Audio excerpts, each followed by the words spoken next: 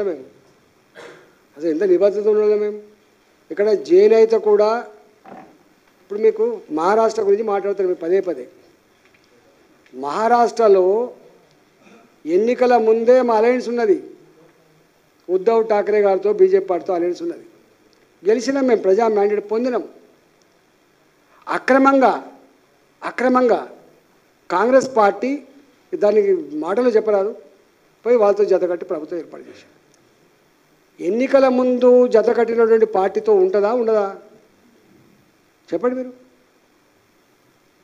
ఆనాడు భారతీయ జనతా పార్టీ అక్కడ ఉన్నటువంటి ఉద్ధవ్ ఠాక్రే పార్టీ జెండాల మీద గెలిచినాం మనం అనైతికం కాంగ్రెస్ పార్టీతో పోవడం సిద్ధాంతపరంగా కూడా మనకు కాంగ్రెస్ పార్టీతో కొట్లాడి పెరిగిన పార్టీ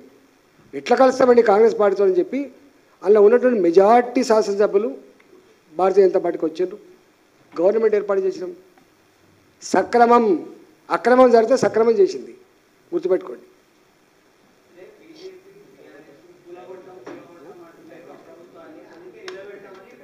ఇప్పుడు నేను రైతుల మీద నీకు ప్రశ్న నా రైతులది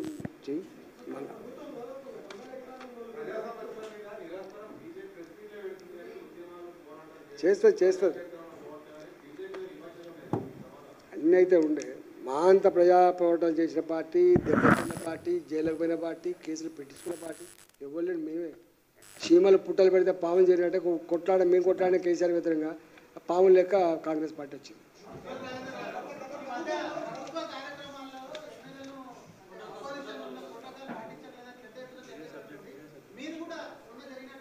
అవును ఇప్పుడు నేను ఎంపీని ఈ ఎంపీ పరిధిలోనే జేఎన్టీ కాలేజ్ కూడా వస్తుంది జేఎన్టీలో ఏదో బిల్డింగ్ ఓపెనింగ్ అయింది సరే నాలాంటి వాడికి శిలాపలకం వేసి సోకులు లేకపోవచ్చు నాలాంటి వాడు ఇంకా రేవంత్ రెడ్డి పక్క కూర్చోనటువంటి సోకు నాకు లేదు కానీ పిలవాల్సిన సంస్కారం మాత్రం వాళ్ళకు ఉండాలి ఎలా ముఖ్యమంత్రి పేరు ఎవరు కాదు ముఖ్యమంత్రి పదవి ఎంపీ ఈటల రాజేంద్ర గారు కావచ్చు ఎంపీ అది ఒక పదవి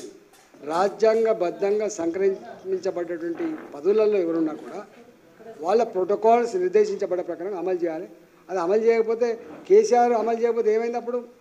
కొట్లాడు నన్ను కేసీఆర్ గారు పిలుస్తలేడు నన్ను అప్పుడు లొల్లి పెట్టాడు ఈ కేసీఆర్ని ఏం చేశారు ప్రజలు